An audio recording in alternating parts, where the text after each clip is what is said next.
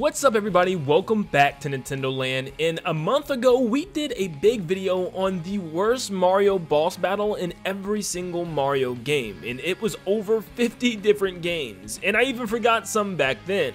So now with an updated list, today's video is going to be the best boss battle of every single Mario game, with a total whopping 55 Mario games on this list today, so we have no time to waste. I'm not going to explain each one in great detail, but just give quick reasoning as to why I think it is the best boss within that game. Also, these are based on my opinion with my walkthroughs of the game, so if you have a different opinion, that is a-okay. But let me know in the comments down below what you thought of the list at the end of the video. Make sure you leave a like and subscribe to stay up to date on more videos like this, and let's jump in to the best boss battle in every single Mario game. Starting off with the list of classic games, we have Super Mario Brothers with 8-4 Bowser, which is the end of the game because it's the only real Bowser. I don't know, it's really hard to kind of rank all of these Bowser boss fights because a lot of them are just different arenas that you fight the same exact Bowser in, but you have the hammers to dodge and it's a little difficult, so yeah. Next you have Super Mario Brothers The Lost Levels with World D, the final Bowser here as well,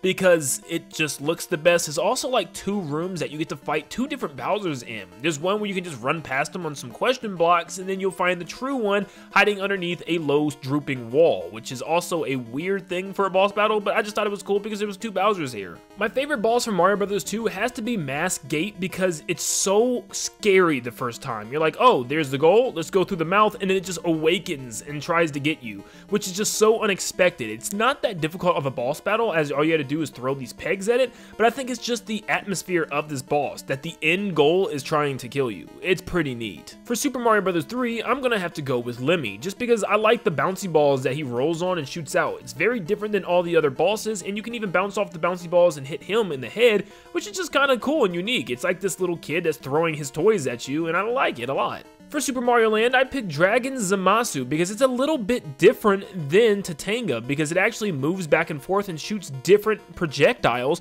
There's one orb that follows you around the room, and it also fires at you, where Tatanga just shoots the same 3 projectiles over and over again, and they're very easy to dodge. For Super Mario Land 2, I picked Wario because at the end of the game, Wario has 3 different phases, and he fights Mario using the same power-ups that Mario can in the game. He gets the Super Carrot to get the bunny ears, and he also is able to use a Fire Flower, which is pretty cool to go up against somebody that has the same abilities as Mario. And then ending the classics, we have Super Mario World's Bowser. This one was just really cool because it was the first Bowser fight that tried to change how you fought this character. I guess Super Mario Bros. 3 did as well, where Bowser just pretty much killed himself by breaking the blocks. This time you had to grab his Mecha Koopas and throw them up in the air and time them perfectly so they'd land on Bowser's head while he's flying around in a clown car. I thought that was incredibly cool at the time. Next up, we have the weird spin-offs and 3D Mario games. Starting off with Mario Pinball Land, Bowser was awesome. You had to spin around the room in order to raise the thwomps and drop them on the ground in order to stun Bowser in order to hit him. And then Bowser will turn into a pinball himself, and you have to keep Mario alive while also flinging Bowser into the back walls in order to fly him out the back of the castle,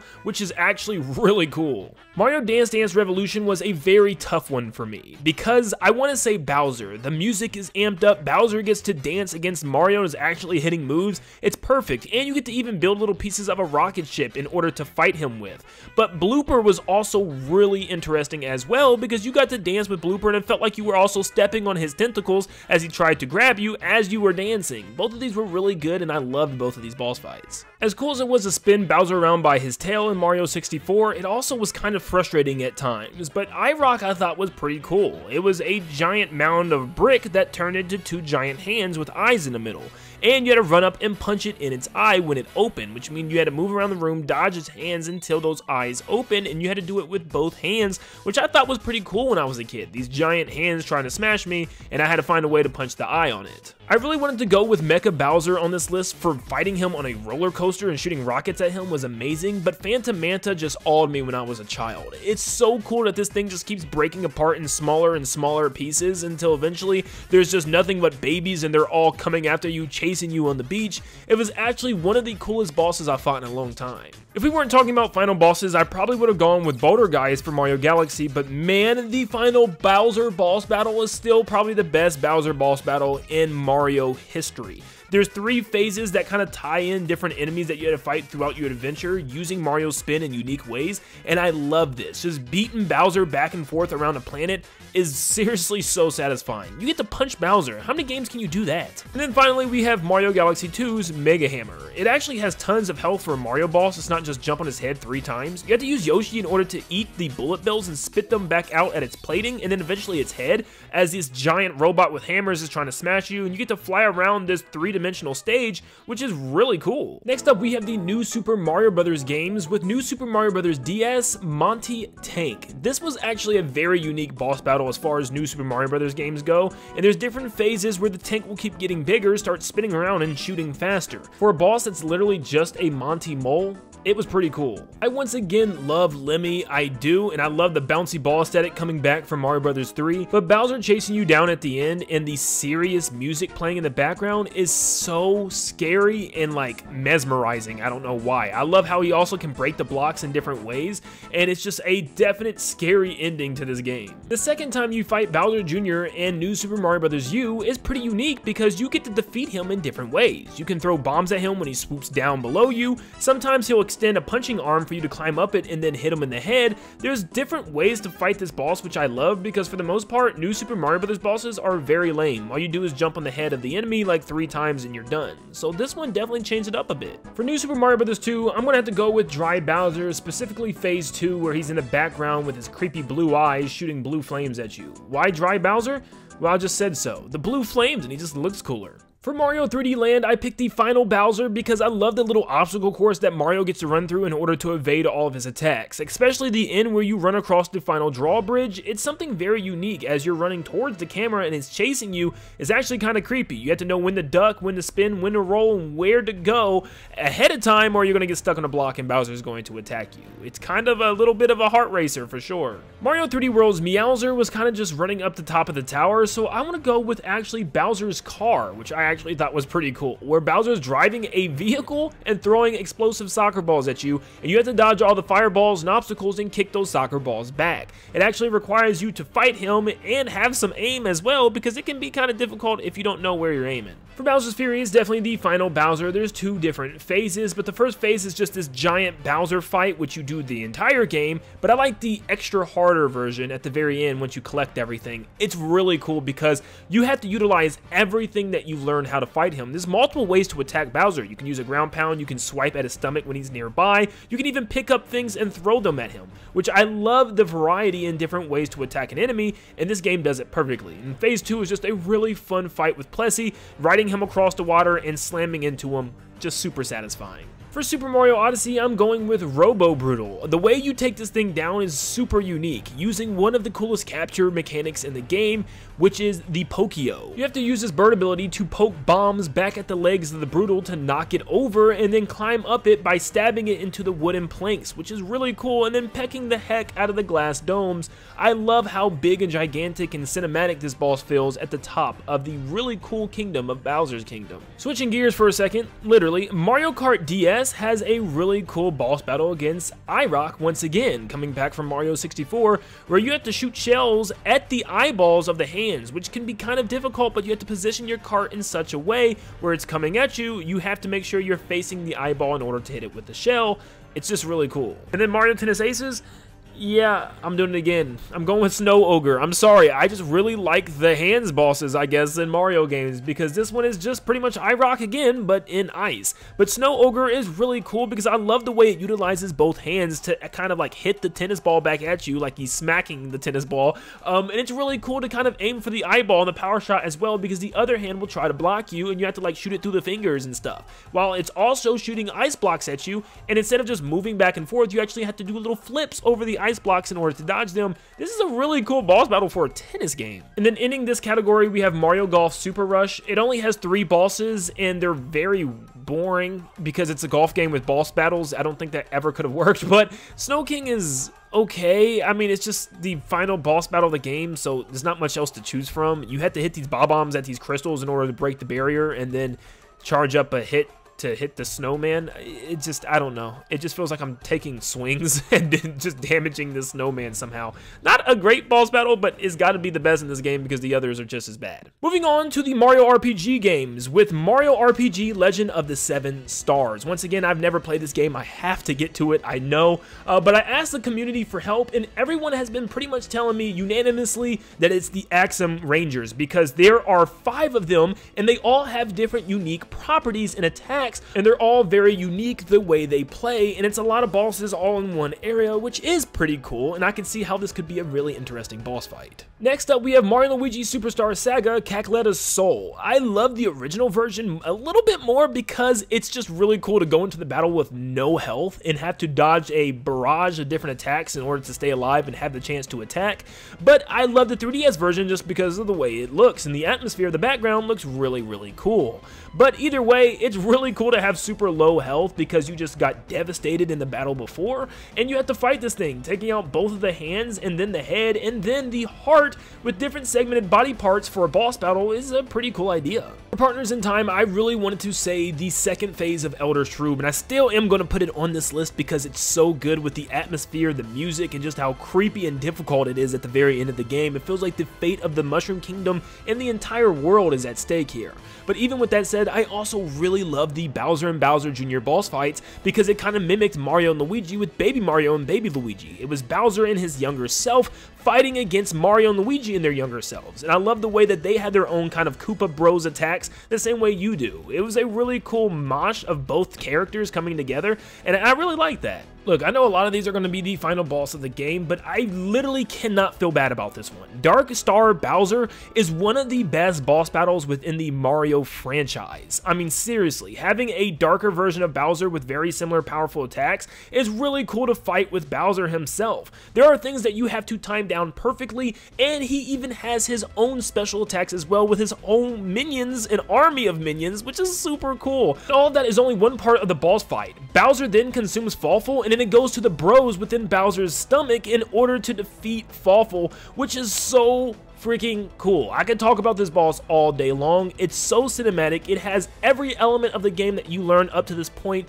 incorporated within this boss fight. This is perfection at its finest. Now, Dream Team's Dreamy Bowser is very good as well, but the Giant Bowser boss fight with Giant Luigi is perfection as well. It is very cinematic. It has Luigi doing pretty much everything. It's broken into like 4 or 5 different phases.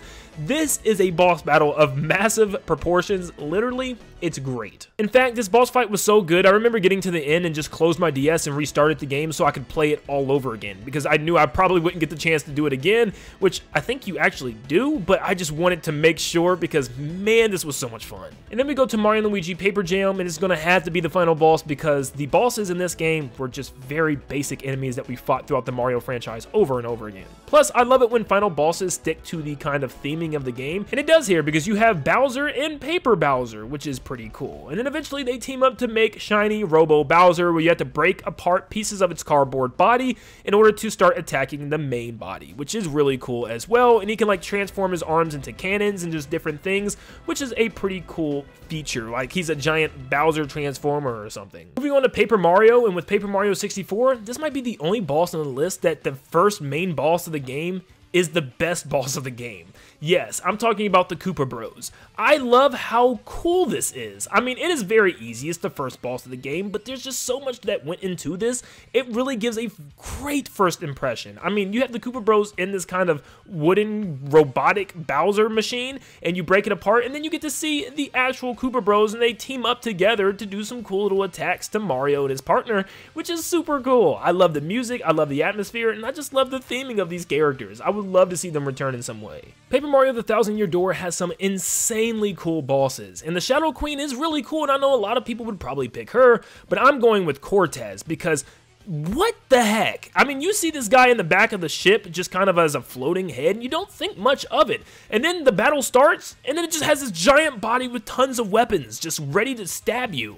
And it has 3 different phases and forms that it can take, with the last form just being tons of floating knives and swords. They all have different status effects. Like, for instance, the Rusty Hook can actually poison Mario, which is just kind of crazy. I love Cortez so much, and just the variety and theming with this character is so unique. Like, I know some of the bosses do this, but he eats the crowd for health, and then they keep filling up, which is funny as well, but it's just like, what? And on the opposite side, Super Paper Mario is also a great game, but just with some terrible bosses. But I'm kind of stuck between two. I love the whole Mimi chase scene. I don't know if you consider that a boss, but Mimi is chasing you through the mansion during that whole chapter, and then finally you get to fight her in a bathroom. But then you also have the Underchomp, which completely puts things upside down and has you fighting an actual classic RPG fight, which is super, super cool. And you have to use the different attacks based on what you see and based on how you play this game out, and it's just kind of like you play it off ear, and it's just a cool little RPG nod. Now, Sticker Star is where we started to see a turn with the boss strategies and quality as well, because now you just needed a specific item, but Gooper Blooper actually changed things up a little bit. Yes, the item does help for a specific attack, and it helps to defend you, but for the most part, you're going to be fighting this boss along to a beat, which is really cool. So the way it attacks you is based on a specific rhythm, and you have to dodge within that rhythm. And I love that. And there's different phases where the tempo speeds up or slows down, and I just think it's a really cool boss theme. Paper Mario Color Splash has this same issue where you need a specific item for the most part, but for Roy, it's kind of just a straight up battle. But this time, Roy and the Shy Guys drain Mario of all of his color, so you have pretty weak attacks. But what makes this also cool is Roy has a special paint cannon, which can color Mario in different colors and give him different moods, which will completely change how Mario plays. For instance, the red paint will give Mario an angry status effect that will make him attack a lot quicker. There's green paint that just makes Mario lazy, and it makes your attacks extremely slow, so it affects Mario's status and how he plays during the boss fight, which is extremely unique. Then finally, for Paper Mario the Origami King, you have just a roll of tape. It's literally just named tape. You have to go around this tape and just kind of break the roll that's holding the tape roll inside of it, which means you have to break it from different sides, and you can't just keep attacking from one side, which actually causes you to use the entirety of the board, which I love that idea. Once you break the roller off, you have to fight the tape itself, which he's actually capable of taping down specific parts of the board, where when you move one segment, it'll also move 2 or 3 other segments if it's taped to it. And you can't just regularly attack this thing, or the tape will grab you and slam you on the ground, so you have to get clever here. For one, you can use the Fire Elemental to burn all the tape off of the board for you to move more segments, but you have to use the arms in order to grab the tape roll and completely unravel all the tape until it's dead. This game is wicked in a weird way. Let's move over to some of the Mario spin-off games, starting with Mario Rabbids Kingdom Battle. I think the best boss is definitely Phantom. I love how you have to go over the entire stage and take out these light fixtures in order to be able to attack Phantom, but it's also the area. It just looks really cool to battle him in, and also the fact that Phantom sings the entire time,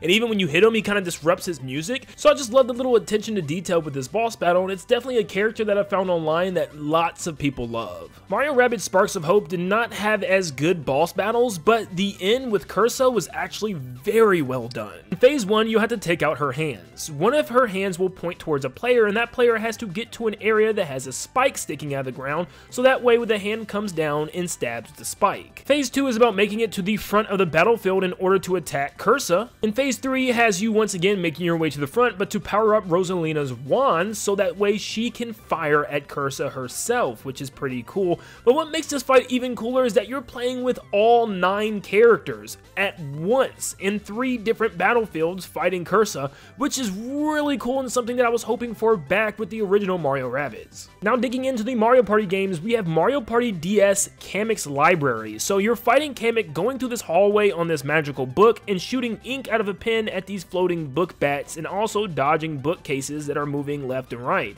But then at the end of the hallway, you have to fight Kamek himself, and you have to blast his face with different globs of ink in order to coat his face in ink, cause him to rage out and drop books on his head in order to deal damage. It's actually a pretty lengthy and fun boss battle for a single player Mario Party game. In Mario Party 9, I'm stuck between 2 boss battles. Chain Chomp Romp is really cool. It's a fast reaction game because you have to follow the tracks and also see who picks the minecart that they want first. And you can use a little bit of strategy to pick a cart that you think is going to get that bonus last hit for the extra points as well. But I also really love Bowser Jr.'s Breakdown, where it's pretty much all luck where you're just rolling dice to see if you get to attack Bowser Jr. But with it just being a luck dice roll game, it's still a lot of fun to me. Does anybody else really like this game as much as I do? I can completely see why people wouldn't, but I love it. In Mario Party 10, Bowser's Tank Terror is the final boss battle of the game, and it's fun because you get to just drive around the stage with tanks and blast Bowser by collecting mushrooms, getting bigger, and also dodging his attacks as well. It is also a a phase 2 where he's far off in the background and you get to fire at him as he gets closer, which is pretty cool also. Next up, we have Mr. Blizzard's Snow Slalom from Mario Party Island Tour. This is an incredibly easy boss, but it's actually very unique as far as party boss games go. It feels like it could be a boss battle for Mario and Sonic at the Olympic Games, but you pretty much just roll down this giant hill by dodging different obstacles and collecting speed boosts in order to ram into the snowman at the very end, which is a lot of fun. I'm putting all 3 Mecha Bowser boss battles in the same category here because they're so good. There's 3 different phases, and the first phase is racing to the end with a bomb in your hands in order to throw it at Bowser, and if you're the first one to finish the race, you actually get a Mega Mushroom for more points. The second game will have you running around a giant platform, hitting electric blocks, and dodging tons of attacks from Bowser. The third game will have you mashing the A button in order to shoot rockets and pushing B in order to defend yourself from his attacks. There's lots of variety in all these games, and all 3 of them put together is a really cool final boss battle for a Mario Party game. And then finally, our next category is all Mario spin-off games. And we start off with the Donkey Kong series with Donkey Kong 94. And it's going to be the final DK boss. It's cool to actually fight Donkey Kong as he's like gigantic on the top of the tower. And you have to kind of hit his hands and also hit his face, which is really cool and it's really different. With the GBA Mario vs. Donkey Kong game, it's the same final boss fight as well, but just kind of upscaled, and this time it's a robotic Robo DK, and I really love this, but this time you have to just keep breaking the glass and DK in the middle. So it's really cool that you can jump off his hands and also grab the barrels in the same way you could in the classic game. In Mario vs. Donkey Kong 2 March of the Minis, lots of the boss battles are the same thing. You're spinning this wheel and shooting toy Marios up at Donkey Kong.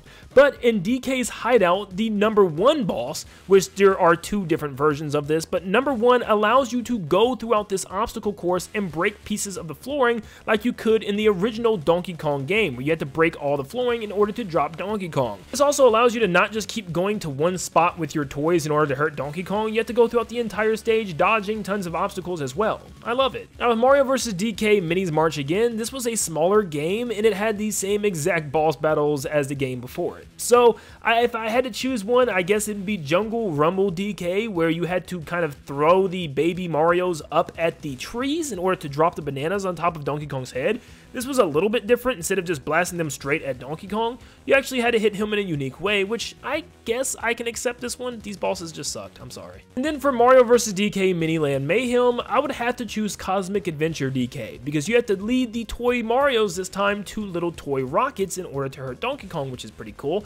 But the new gimmick is kind of sweet, how you have to flip pieces of the stage in order to turn them into specific segments, and you can place blocks, which is a nice touch. And for our final set of games, we have Yoshi's Island, and I chose Baby Bowser because it never got better than this moment. Baby Bowser was walking towards you from the very far background, and you had to have perfect egg shots in order to hit him, and sometimes he'd run at you faster and kind of would scare you a little bit. I loved everything about this boss as a kid. It was terrifying, but it was awesome, and so far, they have not quite topped this with any Yoshi game. The bosses for Yoshi's Island DS just didn't quite hit for me, but if I had to choose one, it'd probably be Moltz the Very Goonie, because it's a giant Goonie falling from the sky, and it's a different environment for a boss fight. You're falling, and you have to dodge like Shy Guys on rockets as you wait for the Goonie to come down, and then you have to ground pound on his head as you continuously fall down. It's a unique boss battle arena for sure. Look, I know Yoshi games are targeted more towards kids, but man, these boss battles and everything about this game was just like,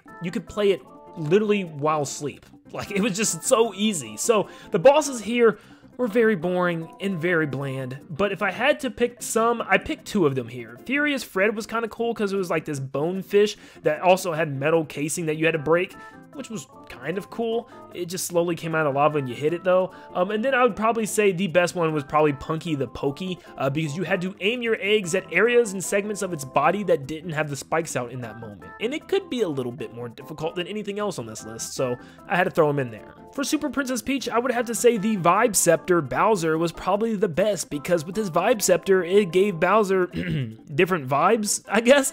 He had different emotions, which means he would cry and run really fast and then get real angry and his attacks would be crazier. And it was really cool. It was just like kind of once again taking the main mechanic of the game where they decided to give Peach mood swings. That was crazy. But they gave them to Bowser at the end, and it was a cool battle between yours and his different abilities. And finally, we have the 3 Luigi's Mansion games, because technically Mario is in these games. jumps. So with Luigi's Mansion 1, I would say Bowser in King Boo is the best because it is kind of a scary portrayal that King Boo is trying to place on Luigi. King Boo knows that Luigi is terrified of Bowser and uses him as like this giant Bowser suit in order to scare Luigi, but Luigi musters the courage in order to pick up these spike balls, blow Bowser's head off, and then try to suck up King Boo, which is just a well-written boss fight and a great ending to that game. With Luigi's Mansion 2, Dark Moon, I'm stuck between two bosses here as well. Big Boo was so much better than Boo losses from the first game. You have to grab him and slam him into the front of the train that has a giant drill on it, and then you have to take the rest of the Boos that pop out